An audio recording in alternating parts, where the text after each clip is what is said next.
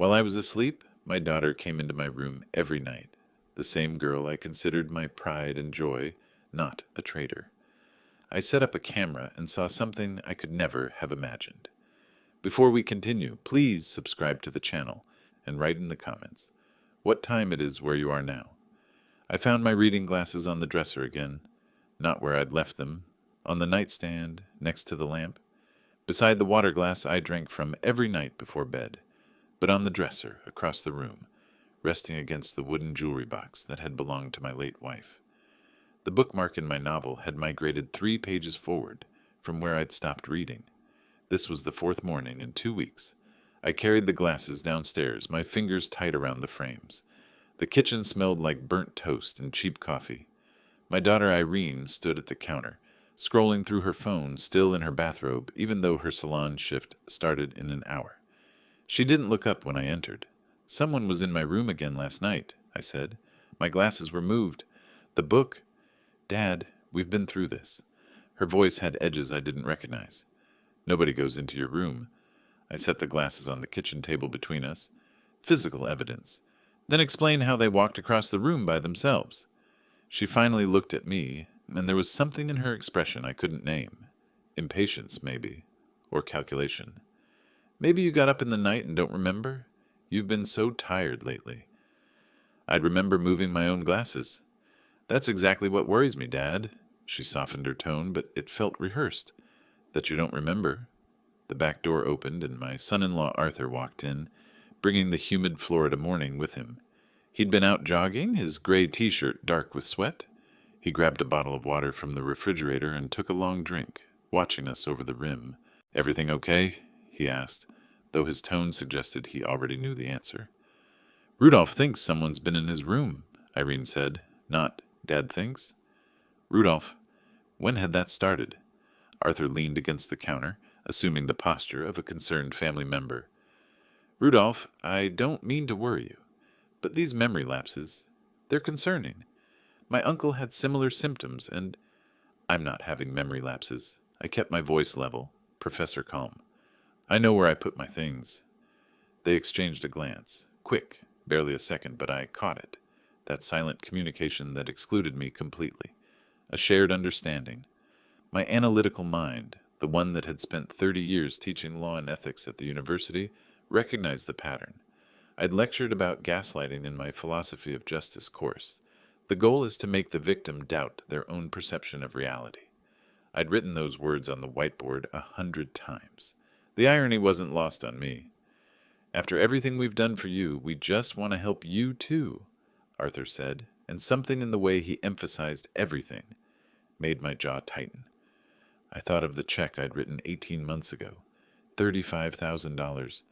Irene had called me crying, said Arthur's real estate agency was going under, debts piling up, they were going to lose their apartment. Family helps family. That's what I'd believed. That's what I'd told myself when I invited them to move into my house a year ago. Get back on their feet. Save money. Temporary arrangement. They never paid me back. Never mentioned it again. I felt that strange heaviness creeping over me, the exhaustion that had been plaguing me lately. My thoughts moved through mud. I wanted to argue, to demand answers, but the words wouldn't arrange themselves properly in my mind. Irene was watching me, and for just a moment, I saw something flicker across her face. Not concern, satisfaction. "Dad?" She reached for my arm. "Are you feeling okay? You look pale." I pulled away. "I'm fine." "Maybe you should rest," Arthur suggested it. "We'll handle breakfast." I wanted to fight, wanted to stand my ground and force the truth out of them, but I recognized a losing battle when I saw one. Without proof, I was just a confused old man arguing with his caregivers. That's what they were turning me into. Strategic retreat, regroup, gather evidence. "Maybe you're right," I said, and walked out of the kitchen. Back in my bedroom, I sat on the edge of my bed and stared at the nightstand. The water glass sat there, half full from last night. I picked up my reading glasses, turned them over in my hands. Ordinary objects transformed into evidence of something I didn't yet understand. I thought of a young Irene, maybe 7 years old, running to me after her first day of 2nd grade. "You're the best dad ever," she'd announced, throwing her arms around my neck. When had that girl disappeared? When had this cold stranger replaced her? The photo on my dresser showed that little girl, gap-toothed and grinning. The frame was slightly crooked. I straightened it, my fingers lingering on the glass. If they were lying about small things, moved glasses, displaced bookmarks, what else were they lying about? And more importantly, why? I needed proof, and I knew exactly how to get it. 2 days later, my glasses were on the dresser again. I'd been meticulous the night before. Glasses on the nightstand, left side, next to the lamp. Bookmark on page 247 of the Grisham novel I was reading. Water glass filled exactly halfway, positioned 2 inches from the lamp base. I'd even taken a photo on my phone before turning off the light. Morning revealed the migration. Glasses by the jewelry box. Book open to page 251. Bookmark nowhere in sight. And the water glass, I studied it carefully, seemed lower than I remembered. Just slightly. Enough to notice if you were looking. I spent the day alone. Irene and Arthur both worked. Wouldn't be home until evening. I sat at my desk and opened my laptop, typed small hidden cameras motion sensor into the search bar. The results multiplied across the screen. Dozens of options, different sizes, different prices, different capabilities. I read reviews for an hour, learned about resolution and battery life and memory card storage, discovered that motion-activated cameras were common, affordable, legal to use in your own home. The paranoid had made them easy to buy. Around 2 in the afternoon, I drove to a Best Buy in Southgate, 20 minutes away. Far enough that I wouldn't run into anyone who knew me. I paid $89 cash for a camera the size of a thumb drive.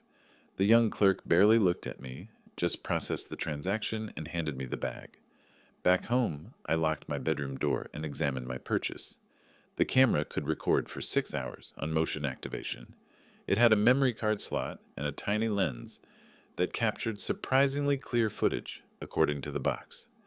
I tested different positions. On the bookshelf, behind the lamp, tucked into the closet door frame. Nothing worked. The angles were wrong, or the camera was too visible, or the distance was too far. Then I looked at the photo frame on my dresser, the one with 8-year-old Irene grinning at me, her bicycle in the background, both of us covered in grass stains from her crash into my teaching her to ride. I'd picked her up, dusted her off. The best dad ever, she'd said again, even with scraped knees. The frame was thick enough, deep enough. I removed the back, adjusted the contents, and positioned the camera behind the photo, angled toward the nightstand. From the front, you couldn't see it. The lens peeked through a tiny gap between the frame and the wall. Perfect view of the water glass, the lamp, the entire nightstand surface. I reassembled everything and waited. Dinner that evening was tense. Irene had picked up Chinese takeout on her way home. We ate at the kitchen table, chopsticks clicking against paper containers, nobody talking. Arthur scrolled through his phone. Irene studied her nails. I pushed lo mein around my plate and thought about evidence, documentation, proof. Dad, I've been thinking, Irene said finally, about what we talked about the other day. Have you made that appointment with Dr. Reynolds? I looked up. What appointment? To get checked out. Your memory. We're worried about you. Arthur set down his phone. These things don't get better on their own, Rudolph. Catching problems early, that makes a difference. I remembered a case I'd consulted on 15 years ago. Elder financial abuse. The victim had documented everything, bank statements, conversations, dates, and times. The defense attorney had argued it was all confusion, cognitive decline, misunderstanding. But documentation was everything. Without proof, it was just one person's word against another's. I'd told the prosecutor exactly that, and we'd won. Maybe you're both right, I said slowly. I'll think about it. Making an appointment. Irene's face brightened immediately. Too quickly. Relief flooded her features. That's good, Dad. That's really good. We just want you to be healthy. Of course, Arthur added. We're family. We look out for each other. I nodded and returned to my noodles. Let them think I was capitulating. Let them believe their gaslighting was working. The rest of the evening crawled past. I read in the living room while they watched television, the laugh track grating against my nerves. Around 10, I announced I was going to bed. Arthur barely acknowledged me. Irene called out goodnight without looking away from the screen. In my room, I checked the camera. The red light blinked once. Armed and ready. Motion sensor active. Memory card inserted. I straightened the photo frame one last time, making sure the angle hadn't shifted. Then I looked at the water glass on my nightstand. Same glass I'd used for 20 years. Same routine every night. Fill it halfway, drink it before bed, refill it in the morning. A habit so ingrained I'd never questioned it. Tonight, I questioned it. I left the glass untouched and climbed into bed. The camera watched from its hiding place behind my daughter's gap-toothed smile. Somewhere in the house, Irene and Arthur were preparing for sleep, probably thinking I'd given up, probably confident their manipulation was succeeding. I closed my eyes but didn't sleep deeply. Part of me wanted to catch them in the act, wanted to wake up and confront them red-handed. But another part of me, the professor who'd taught criminal procedure for 3 decades, knew that patience produced better results than confrontation. Let the camera do its job. Let them think they were safe. Let them make mistakes. The darkness settled around me, and I thought about evidence, documentation, proof, the things that transformed suspicion into truth, that turned accusations into facts. Tomorrow morning, I'd know. One way or another, I'd finally know what they were doing in my room while I slept. 5 nights passed with nothing to show for them. The camera recorded hours of me sleeping, tossing occasionally, adjusting pillows. Normal bedroom activity. I'd check the footage each morning after Irene and Arthur left for work, fast-forwarding through the tedium of my own unconscious hours. Nothing. Yet each morning, small things remained wrong. My phone face down when I never placed it that way, the water glass positioned differently than I remembered. Tonight, I wouldn't sleep. Tonight, I'd catch whoever was entering my room. I lay in bed fully clothed beneath the blanket, positioned so I could see the door in the ambient light from the street. The digital clock on my nightstand read 10:47 p.m. Downstairs, I'd heard their bedroom door close 20 minutes ago. The house had settled into its nighttime quiet, the hum of the air conditioning, the occasional creak of cooling wood. I mentally reviewed case law from my teaching days. Commonwealth versus Berkowitz, State versus Morrison, anything to keep my mind active and alert. When that grew stale, I did multiplication tables. 12 times 17, 17 times 19. I pinched the inside of my wrist, the small pain sharpening my focus. Around 11:30, drowsiness touched me. Normal enough. I sat up, swung my legs out of bed, did 20 knee bends in the darkness. The movement helped. I returned to my vigil position, eyes on the door. Midnight came and went. Then, around the time I usually drifted off, something changed. The drowsiness didn't creep. It crashed over me like a physical wave. My eyelids turned to lead. My thoughts scattered and reformed sluggishly. I stood again, walked to the window, pressed my face against the cool glass. The cold helped for perhaps 30 seconds. Then that pharmaceutical weight dragged at every muscle, every nerve. I made it back to the bed, sat on the edge, tried to stand again, but my legs wouldn't cooperate properly. The last thing I remember was thinking this wasn't natural. This wasn't normal tiredness. Something was very wrong. I woke to sunlight pressing against my closed eyelids. My mouth tasted like rust and cotton. My head felt stuffed with wet sand. For several confused seconds, I couldn't remember where I was or what day it was. The disorientation was profound and terrifying. Slowly, reality assembled itself. My bedroom. Morning. I'd failed to stay awake. I looked at my nightstand. My phone was face down. I never left it that way. The water glass sat 3 inches closer to the lamp than where I'd positioned it. Even the sheet covering me seemed different, tucked more tightly around my shoulders than when I'd climbed into bed. My hands shook as I retrieved the camera's memory card. I took it to my desk, inserted it into my laptop, and waited for the files to load. The folder showed 1 video file, 6 hours and 42 minutes of recording. I opened it and began fast-forwarding, myself sleeping, shifting position at 11:19, rolling over at 12:03. Nothing else. Just a man in bed, unconscious, vulnerable. Then at 2:37 a.m., the door opened. I stopped the playback, dragged it back 10 seconds, pressed play at normal speed. The door swung inward slowly, carefully, making no sound. Hallway light spilled into the frame, creating a backlit silhouette. For one moment, I thought I wouldn't recognize who it was.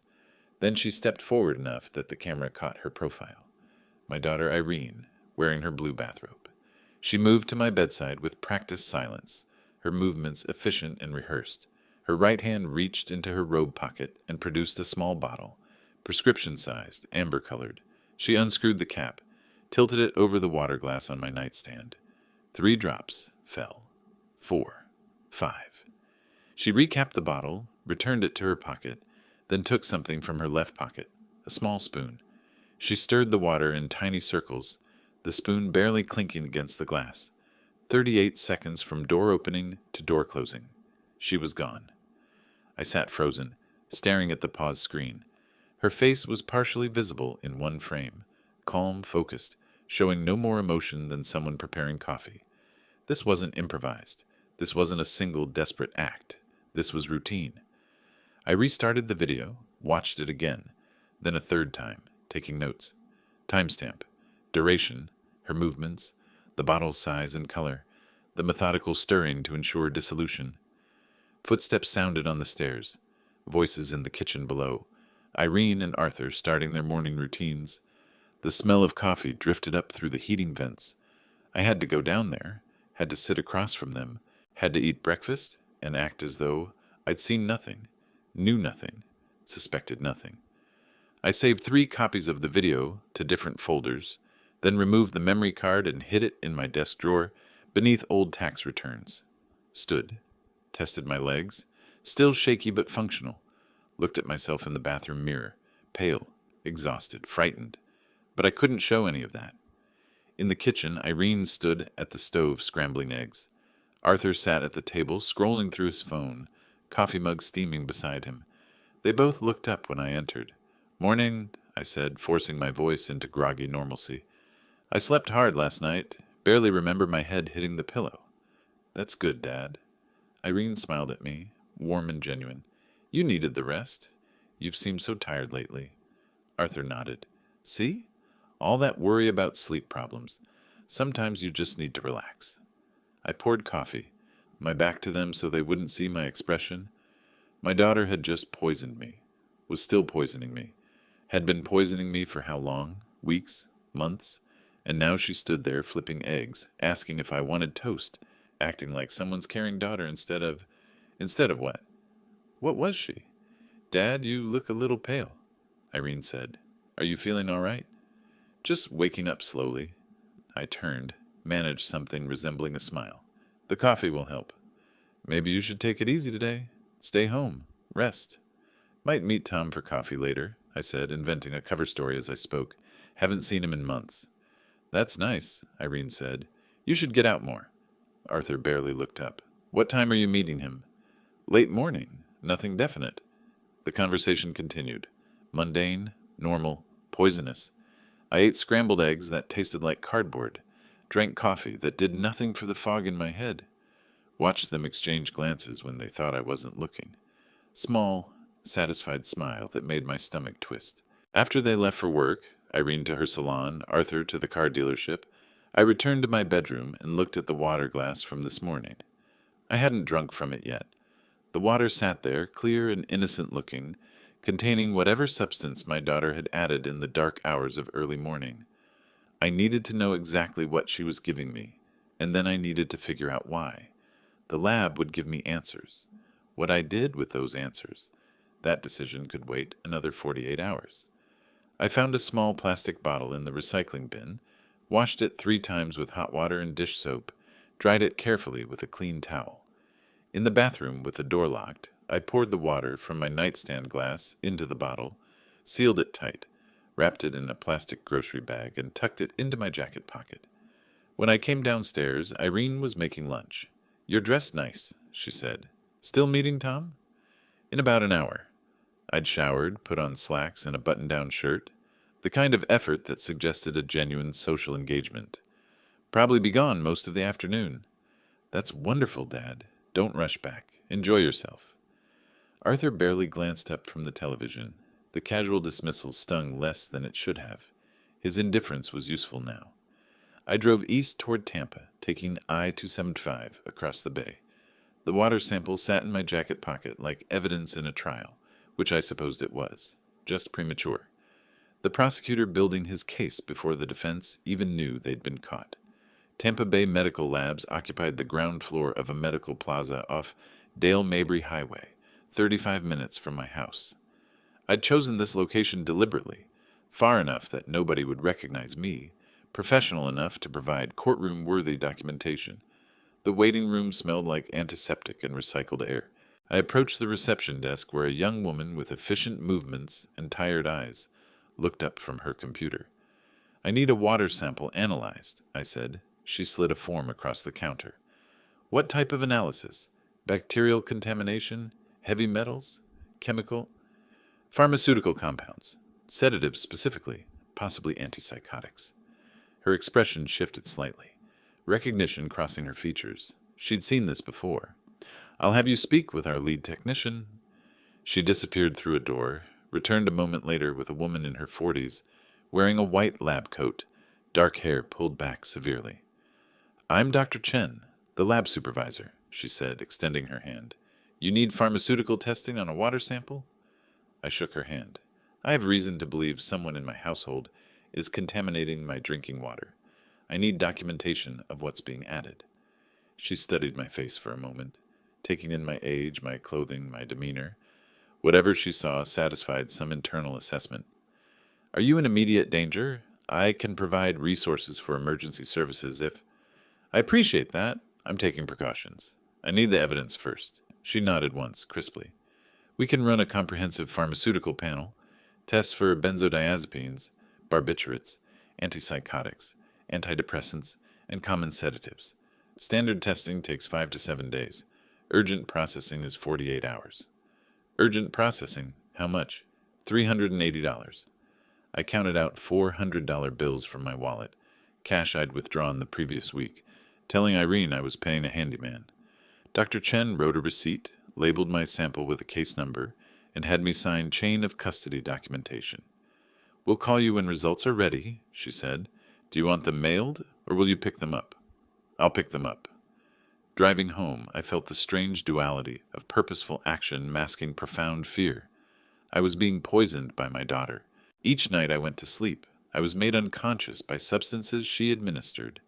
And until I understood the full scope of her plan, I had to continue drinking that water, continue that nighttime ritual, continue being her victim while I gathered enough evidence to become her prosecutor. The next 2 days were performance art. I drank from the water glass each night, felt the unnatural drowsiness claim me, woke heavy-headed and disoriented. The camera captured Irene's visits, 2:41 a.m. the first night, 2:34 a.m. the second. Same routine, same efficiency, same casual poisoning of her father. During the days, I maintained my role, slightly confused, increasingly drowsy. Arthur commented on it at dinner. "You seem more settled lately, more peaceful." Peaceful? When he meant sedated, managed, controlled, I forced a smile. "Just trying to relax more. Everyone keeps telling me I worry too much." Irene patted my hand. "That's good, Dad. Worrying doesn't help anything." 48 hours after submitting the sample, I drove back to Tampa Bay Medical Labs. Dr. Chen met me in the lobby, handed me a manila envelope with clinical detachment, though her eyes held something else. Concern, perhaps, or recognition of what this envelope represented.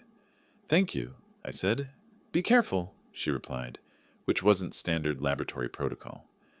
In my car, parked in the medical plaza lot, I opened the envelope.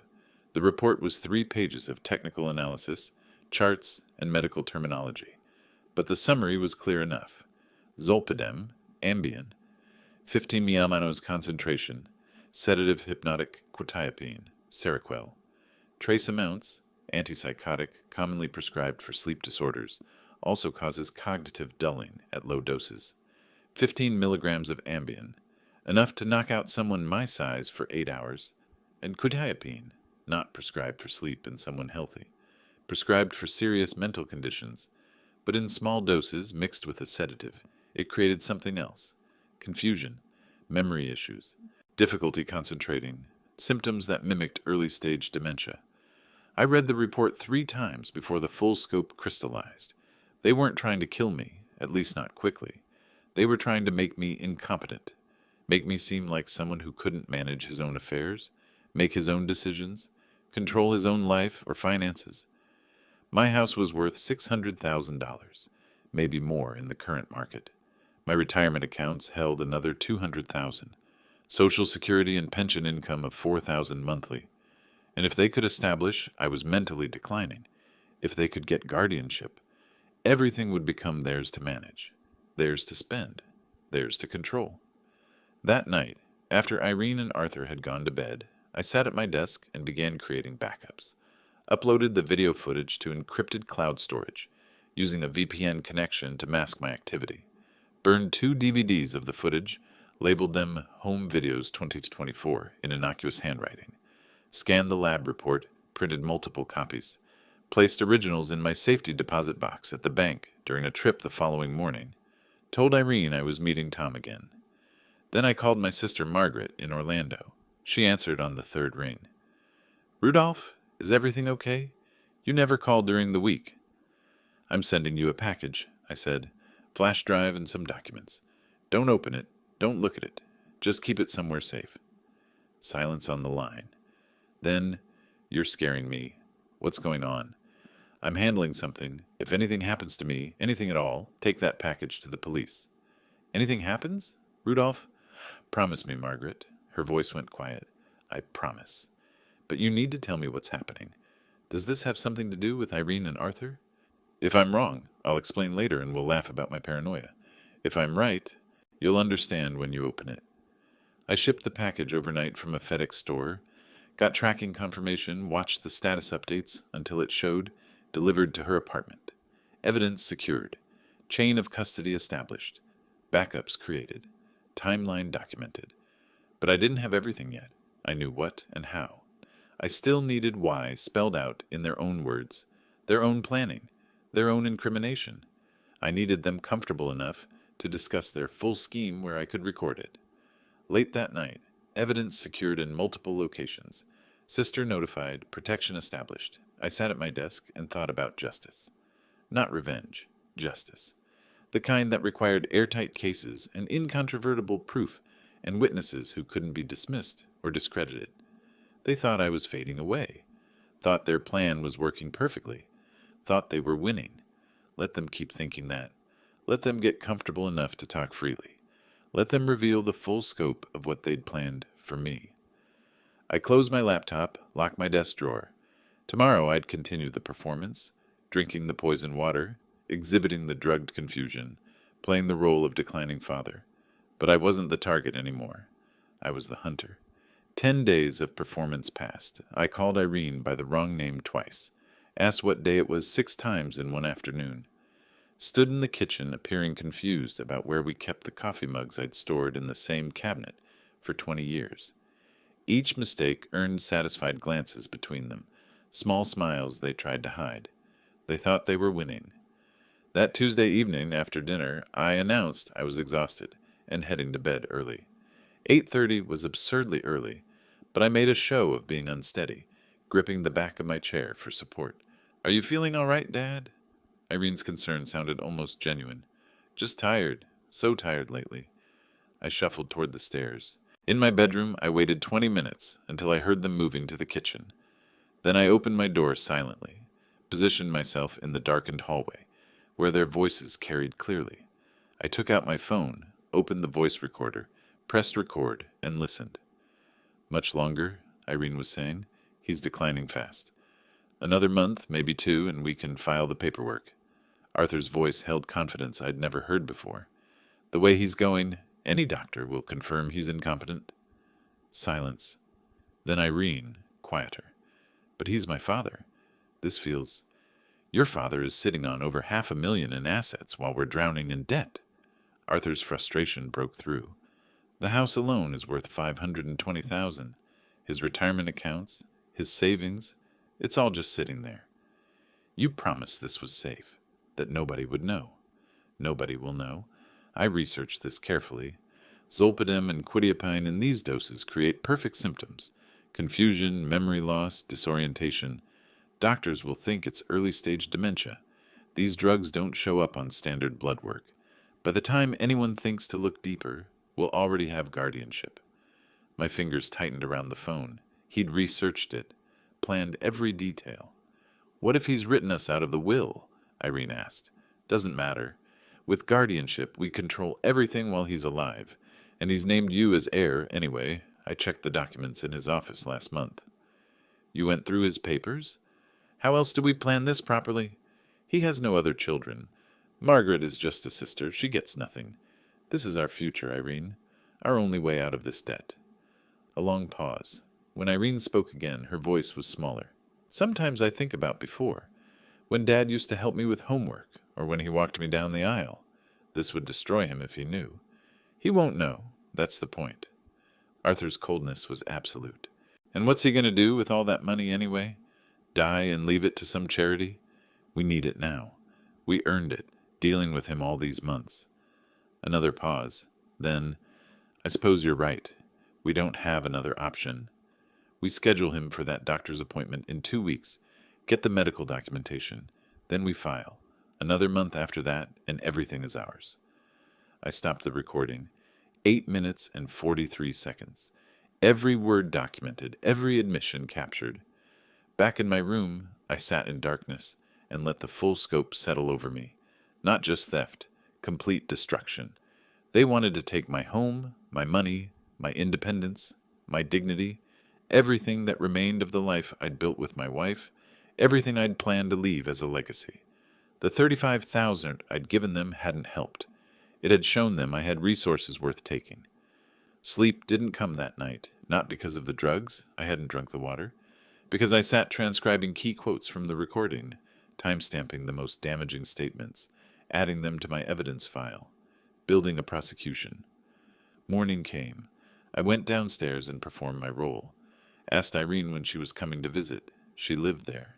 She exchanged that glance with Arthur, satisfaction mixed with something that might have been guilt, quickly suppressed. Going to the library for a few hours, I announced after breakfast. Haven't been out much lately. That's nice, Dad. Don't overdo it. I drove downtown to Daniel Prescott's law office, a small practice on Main Street, specializing in elder law and criminal defense. Prescott was in his mid-50s, gray at the temples with the bearing of someone who'd seen enough courtrooms to respect them. I'd called ahead. He was expecting me. Mr. Collins, he said, shaking my hand, you mentioned elder abuse on the phone. Tell me what's happening. I presented everything. Video files on a USB drive, 5 instances of my daughter entering my room at night, adding substances to my water, laboratory report documenting zolpidem and quetiapine in that water, medical report showing those same drugs in my system, audio recording from last night's kitchen conversation, timeline of symptoms, incidents, dates, detective notes I'd been keeping. Prescott watched the videos in silence, read the reports carefully, listened to the audio with his eyes closed, concentrating. When he looked up, his expression was grim. Mr. Collins, what they're doing is attempted serious bodily injury at minimum, possibly attempted murder under Florida law. The premeditation is clear. You have an exceptionally strong criminal case. I don't want them to just stop. The words came out harder than I intended. I want them to face full consequences. Prison, criminal record, public exposure. They need to pay for this. Then we do this methodically. Prescott leaned forward. We gather more evidence. Let them commit further acts. When they file for guardianship, and they will, we counter with everything. The court will be forced to involve law enforcement. They'll be arrested in the courthouse. How long will this take? 4 to 6 weeks if we're strategic, but the case will be airtight. They won't be able to defend themselves. What do I need to do? Continue the performance. Let them think they're succeeding. We'll change your will immediately. Cut them out completely. Get additional medical documentation. Install a second camera for redundancy. Build such an overwhelming case that no prosecutor can decline it. No defense can challenge it. I paid his retainer $350 in cash. Shook his hand. Left with a plan. In my car, parked in the structure behind his building, I sat holding his business card and a receipt. 4 to 6 weeks of continuing to be poisoned. 4 to 6 weeks of acting confused while staying sharp. 4 to 6 weeks of watching my daughter destroy me while I documented her destruction. They wanted to take everything from me. They'd learn what it meant to truly lose everything. But first, I needed them to commit fully. Let them think they were winning right up until the moment they discovered they'd lost. I started the car. The drive home felt different. I wasn't the victim in my own house anymore. I was the prosecutor, waiting for the defendants to seal their fate. The next afternoon, I sat in the office of Linda Harrison, a notary public whose name Prescott had provided. She reviewed the new will I'd drafted with Prescott's guidance. "Mr. Collins, I need to verify. You're of sound mind and making these changes voluntarily?" "Completely sound mind. Completely voluntary." I kept my voice steady. "My daughter and her husband are living in my home. I have specific reasons for this change." "And you want to leave your daughter exactly $1? "Exactly $1, with the notation, for reasons she understands personally. That language is crucial." She studied my face, then nodded. "The dollar prevents her from claiming she was forgotten. I've seen cases like this before." I signed. 2 witnesses from her office signed. She applied her seal. My sister Margaret became the primary beneficiary of everything: the house, retirement accounts, all assets. Irene would receive $1 and the knowledge that I knew. 3 copies, one with Prescott, one in my safety deposit box at First National, one mailed to Margaret with instructions to open only if something happened to me. The first strike was complete. They just didn't know it yet. 3 days later, I drove to Tampa General Hospital for an appointment with Dr. Sarah Chen, a toxicologist Prescott recommended. She was in her mid-40s, efficient movements, compassionate eyes that had seen suffering before. I showed her the laboratory report on the water, explained the situation without embellishment. She took blood samples, clipped hair from the back of my head. Hair retained drug traces for months. "Results in 5 to 7 days, she said. "But Mr. Collins, are you safe at home?" "I'm taking precautions. I need the documentation more than intervention right now." Her expression shifted to understanding. "I'll document everything. But please be careful. What they're doing isn't just theft. It's assault." 5 days later, her report arrived.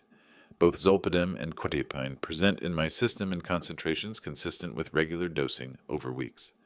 Her official statement: drug presence and concentration patterns consistent with external administration, not prescribed usage. Forensic proof. That same week, I hired James Mitchell, a private investigator Prescott had worked with before. Mitchell was in his mid-50s, graying hair, seen-it-all expression. His office was a converted house in a commercial district, files stacked on every surface.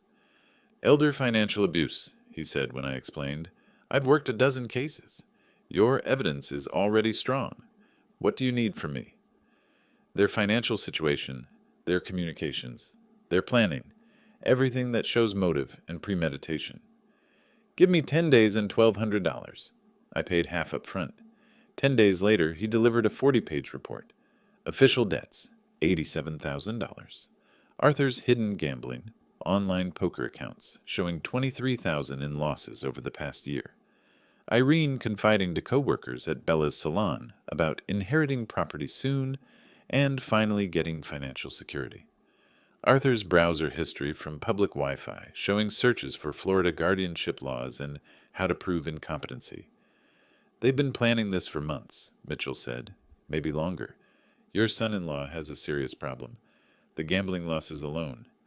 The $35,000 I gave them probably went straight to his poker accounts." "Probably." Mitchell closed the folder. "You're building a prosecution-level case. This isn't just evidence.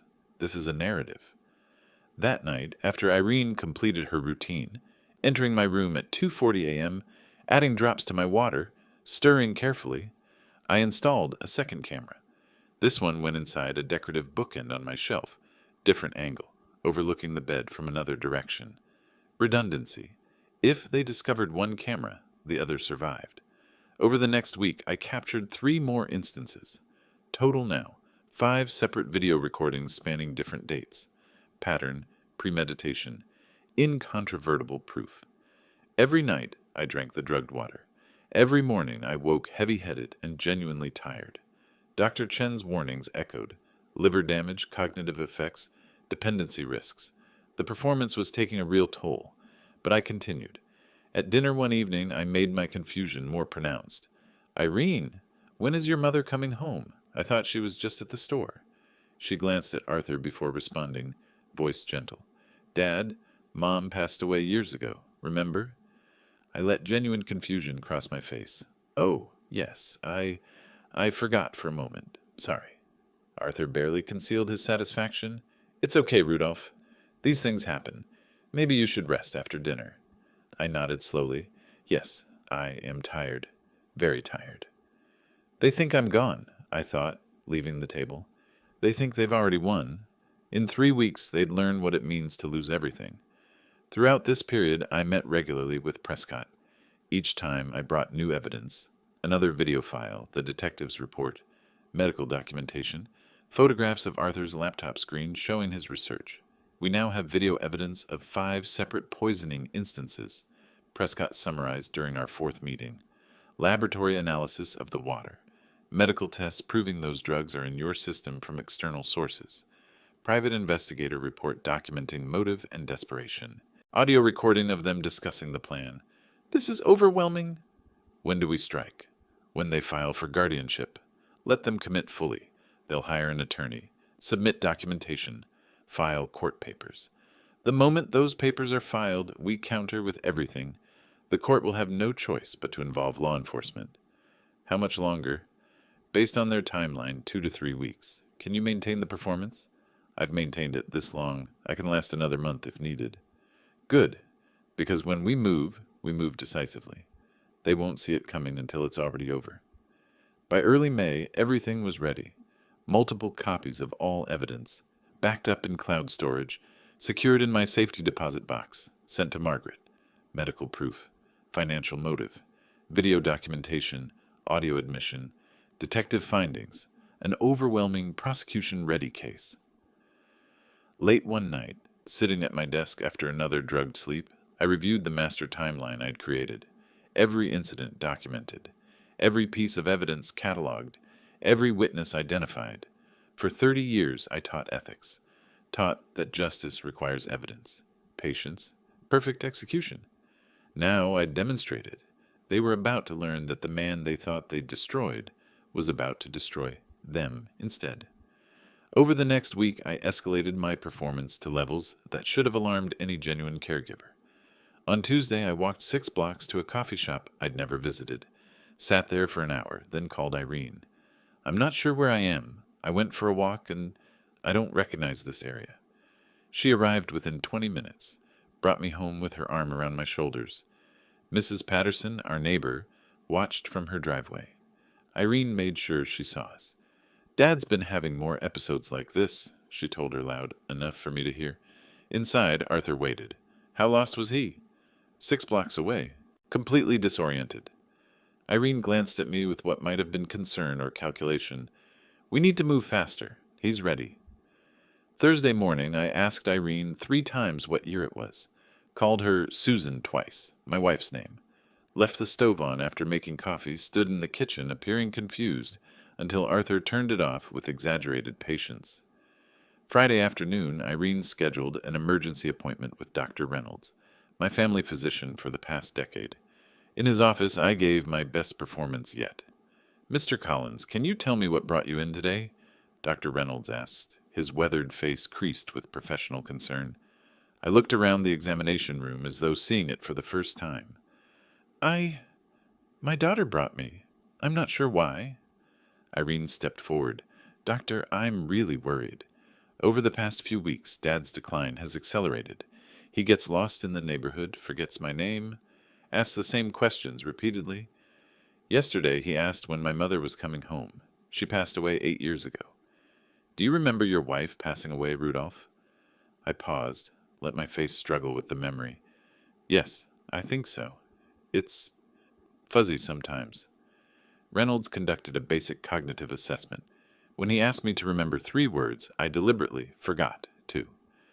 When asked what year it was, I said 2023. When asked who the president was, I hesitated and guessed wrong. He wrote extensively in my chart, turned to Irene.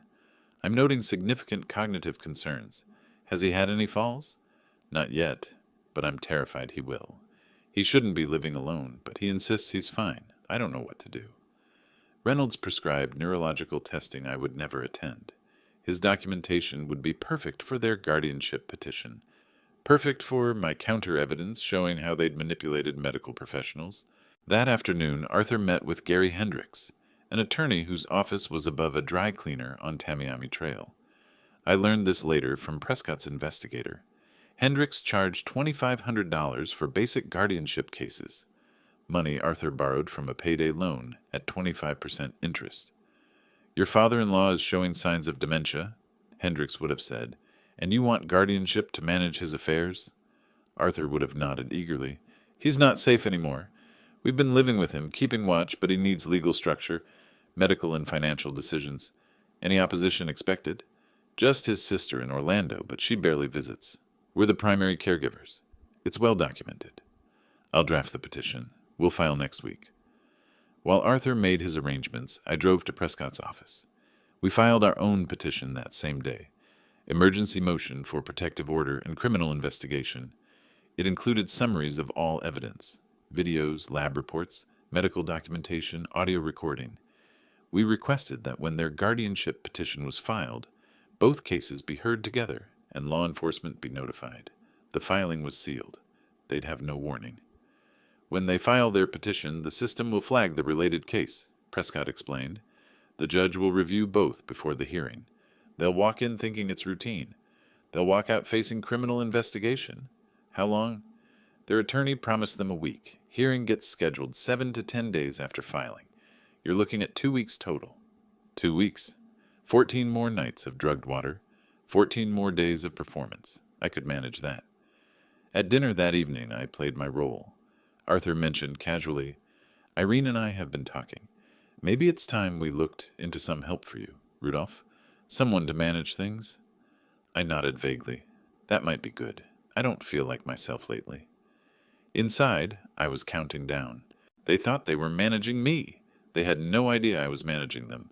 Every move, every filing, every piece of evidence leading to a trap they couldn't see. The following Wednesday, Prescott called. They filed this morning. Guardianship petition with medical documentation, witness statements, the works. Both cases have been assigned to Judge Rachel Morrison. Hearing scheduled for May 28th, 10 a.m. 8 days. I circled the date on my calendar in red ink. For 2 months, I'd been poisoned nightly, gaslit daily, systematically destroyed by my own daughter. In 8 days, that would end. In 8 days, justice would arrive. They filed their petition requesting control over my life. They were about to learn what it felt like to lose control over their own. I arrived at Sarasota County Courthouse at 9:30 on the morning of May 28th, wearing my best suit, charcoal gray, pressed sharp. The first time in months I'd looked fully professional, no shuffle in my step, no confusion in my eyes. Prescott walked beside me carrying a briefcase containing a laptop, printed evidence, and USB drives with backup copies of everything. In the lobby, I saw them. Irene wore a navy dress that made her look responsible and concerned. Arthur had managed a sport coat over khakis.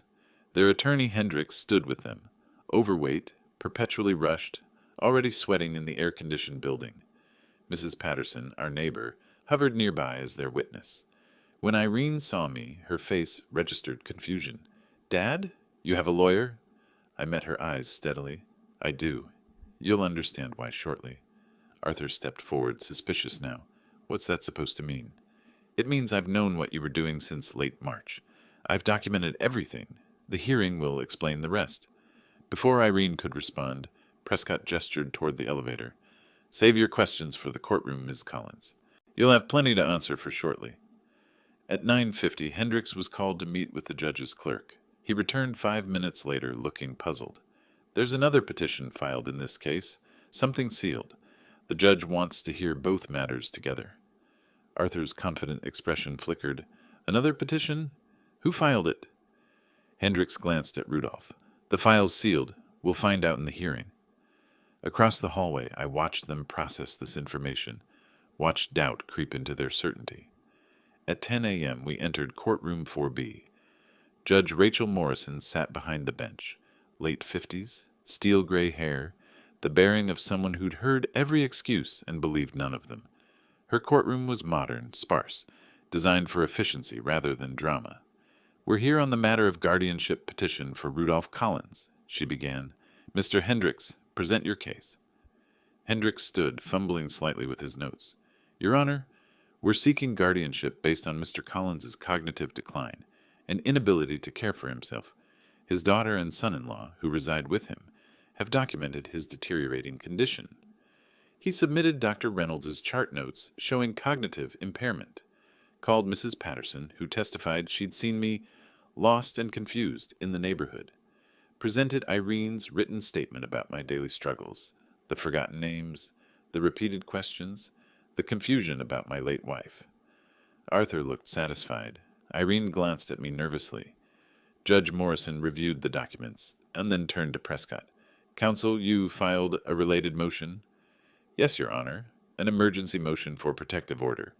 We have evidence that Mr. Collins' alleged cognitive decline is not natural, but the result of systematic poisoning by the petitioners themselves." The courtroom went silent. Arthur's face drained of color. Irene gasped softly. Hendricks half stood. "Your Honor, that's absurd." "I'll hear the evidence," Morrison said sharply. "Proceed, Mr. Prescott." Prescott opened his laptop, connected it to the courtroom screen. "What you're about to see are 5 separate instances recorded over 2 months of Ms. Collins entering her father's bedroom at night and adding substances to his drinking water." The video began. The courtroom screen showed my dark bedroom, timestamp visible in the corner. March 24th, 2:37 a.m. The door opened slowly. Irene's silhouette appeared, backlit by hallway light. She moved to my bedside, removed a small bottle from her robe pocket, added drops to my water glass, stirred with a small spoon, left. 38 seconds. Crystal clear. Undeniable. Prescott played 3 more instances, different dates, identical pattern. Each time Irene's face was partially visible. Each time the action was methodical, practiced, deliberate. Behind me I heard Mrs. Patterson inhale sharply. "The laboratory analysis of that water," Prescott continued, "revealed zolpidem, commonly known as Ambien, and quetiapine, an antipsychotic. These drugs cause the exact symptoms Ms. Collins has been reporting to doctors." He presented the lab report, then Dr. Chen's medical documentation showing those same drugs in my system from external administration. Then the detective's report on their financial desperation, $87,000 in debt, Arthur's gambling losses. Finally, the audio recording. Arthur's voice filled the courtroom. "Another month or 2 and we can file for guardianship. He's declining perfectly." Irene's voice quieter. "But he's my father. Your father is sitting on over $500,000 in assets. These drugs create symptoms doctors will think are dementia. We'll have control, we'll clear our debts, and he'll never know what happened." Judge Morrison's jaw tightened as the recording played. When it ended, she addressed them directly. "Ms. Collins, Mr. Martinez, is that you in the video and on the recording?" Irene's voice was barely audible. "Yes, but it wasn't supposed to hurt him. It was just to help him sleep." "Shut up," Arthur hissed at her. Morrison's expression hardened. "Based on this evidence, I am denying the guardianship petition. Mr. Collins is clearly of sound mind and has been the victim of a calculated scheme." She looked at the bailiff. "Contact the sheriff's office. I'm referring this matter immediately for criminal investigation." Arthur stood agitated. "This is insane. We were helping—" "Sit down, Mr. Martinez." Morrison's voice could have cut steel. "I'm issuing an emergency protective order. You are to have no contact with Mr. Collins. You are not to return to his residence. Sheriff's deputies will escort you to collect your belongings under supervision within 48 hours. Irene was crying now, silently, her body shaking. "Court is adjourned," Morrison said. "Mr. Collins, the protective order is effective immediately. Mr. Prescott will provide you with certified copies." In the hallway afterward, Arthur turned on Irene immediately. "I told you to be more careful. I told you—" "You planned this," she shot back through tears. "This was your idea." 2 sheriff's deputies arrived, spoke with Prescott, then approached Arthur and Irene. "We need to ask you some questions about the evidence presented in court. You're not under arrest at this time, but you may want to contact an attorney." Hendricks stepped between them. They're not answering questions without counsel. I don't handle criminal cases. You need to find a criminal defense attorney immediately. Prescott touched my arm. Let's go. On the courthouse steps, spring sunlight felt different than it had 2 hours earlier. Prescott asked, "How do you feel?" I looked back at the building. Inside, my daughter and her husband were being questioned by deputies about poisoning me for months, like justice just started. The state attorney will file charges within a week. They'll offer a plea deal or go to trial. Either way, they're facing years in prison.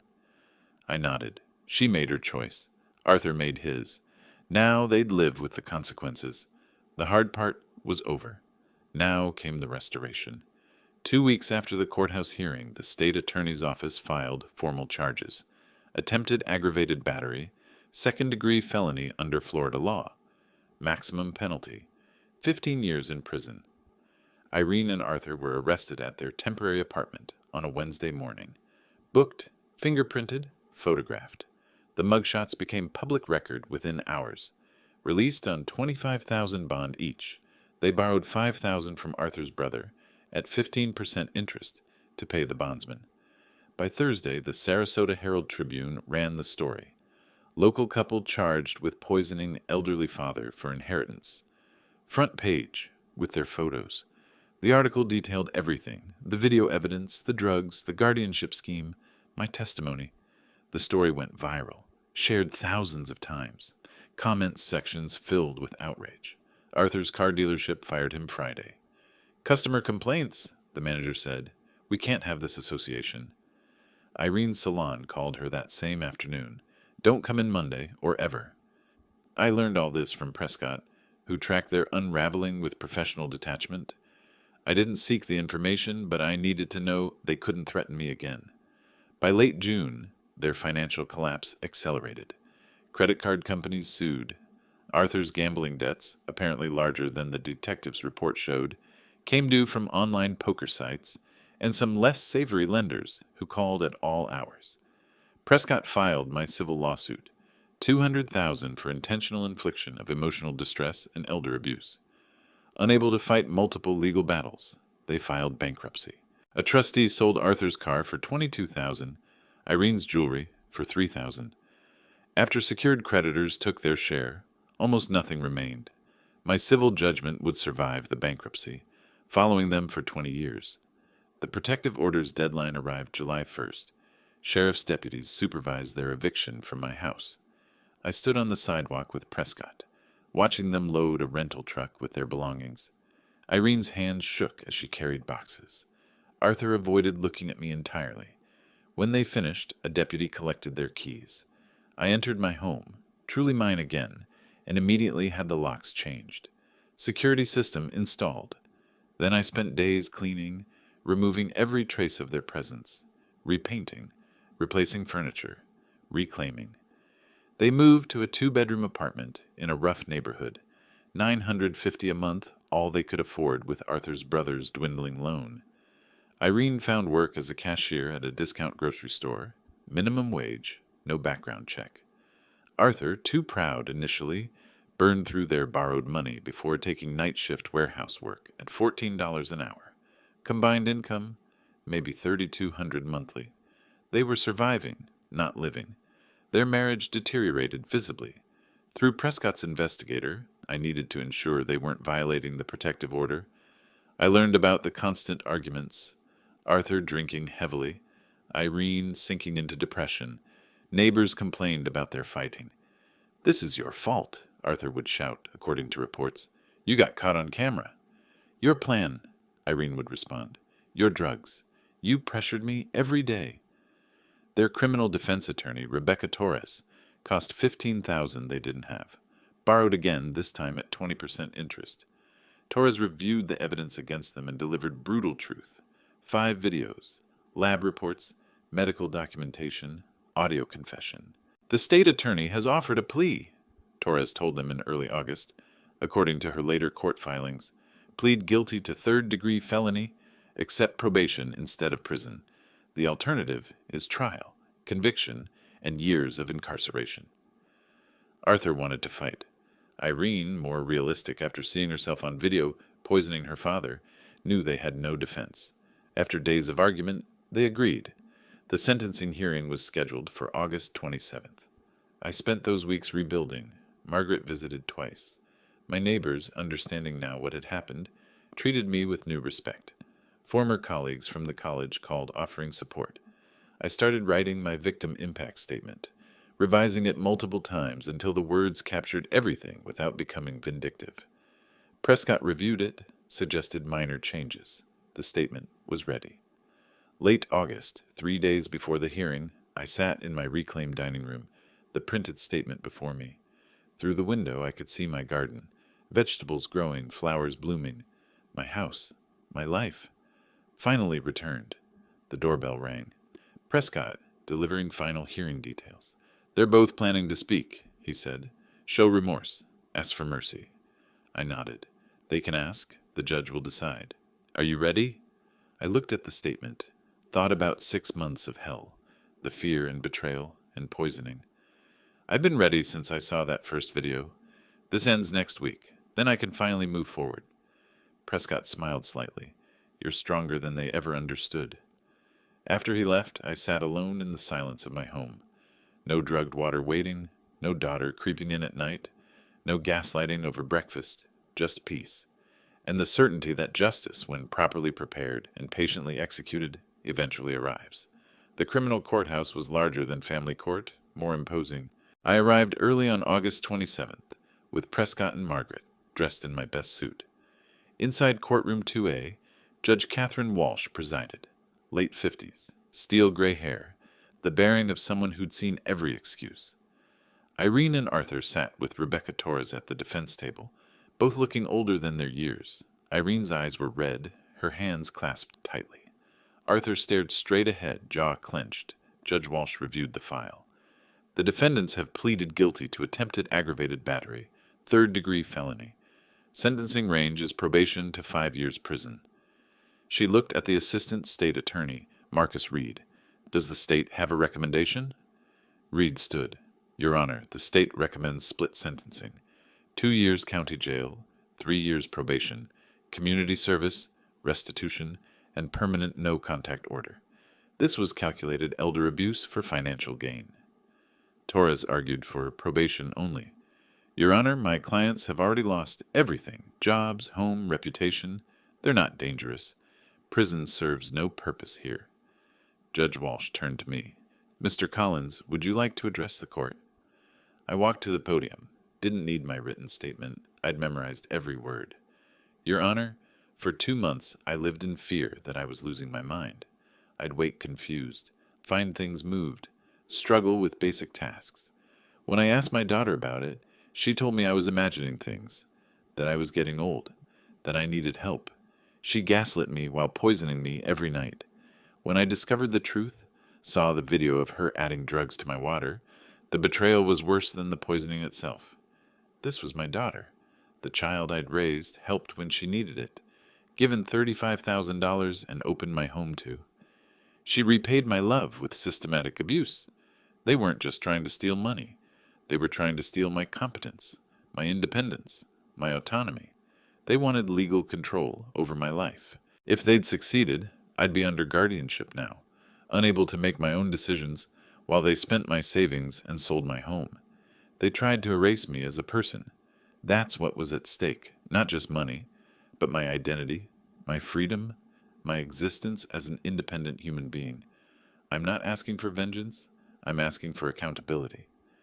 The courtroom was silent when I finished. I returned to my seat. Judge Walsh asked if the defendants wished to speak. Irene stood, trembling. "Your Honor, There's no excuse for what I did. Every night I went into my father's room and poisoned him. I told myself it wasn't really hurting him, but I knew what we were planning. I knew we wanted him declared incompetent. I knew it was wrong.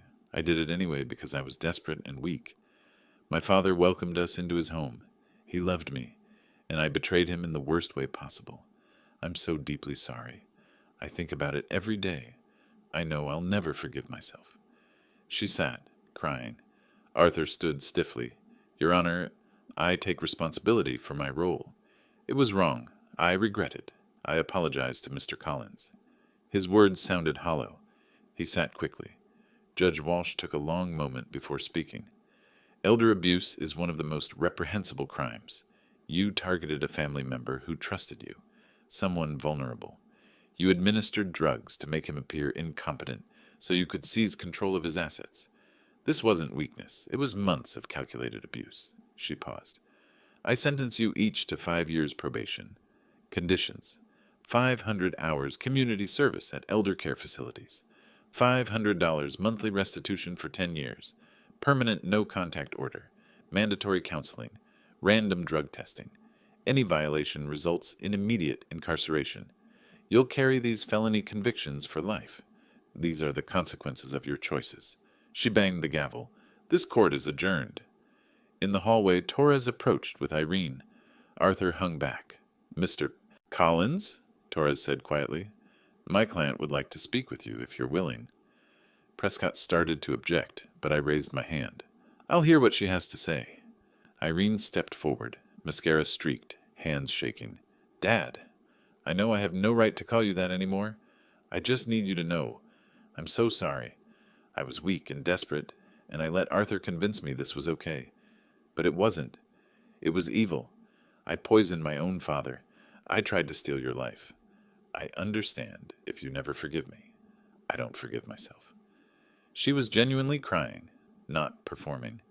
I looked at her, my daughter, and someone who'd committed terrible crimes against me. My response came measured, not cruel, but not comforting. Irene, apologies are words. I needed to hear them, but they don't undo what you did. You poisoned me for 2 months. You tried to take everything. The consequences you're facing are appropriate. Whether I forgive you someday, I don't know. That wound is deep. For now, I need distance. I need to heal without you in my life. Live with what you've done. Learn from it.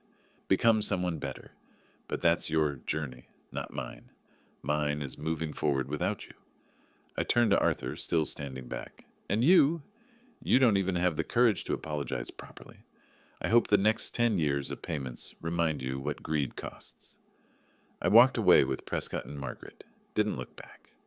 Behind me, Irene was crying. Arthur stared at the floor. Outside, September sunshine felt different than it had 6 months ago. Margaret squeezed my hand. You did it. We did it, I corrected. I couldn't have done it alone. 3 weeks later, mid-September, I sat on my back patio with Margaret, glasses of wine catching the sunset. The garden was lush. The house glowed with warm light. In the distance, neighbors' laughter carried on the evening air. What's next? Margaret asked. I thought about my new routine, the seminars I now taught twice weekly at the community center. Protecting yourself from financial abuse. 20 seniors attended each session, taking notes, asking questions, thanking me afterward. My trauma transformed into purpose. Living, I said. Just living. That's enough. We clinked glasses. Rudolph Collins, 64 years old, survivor, teacher, brother, friend, was home. And home, finally, was safe. If you like this story, please like this video, subscribe to the channel, and share your impressions of this story in the comments. To listen to the next story, click on the box on the left. Thank you for watching.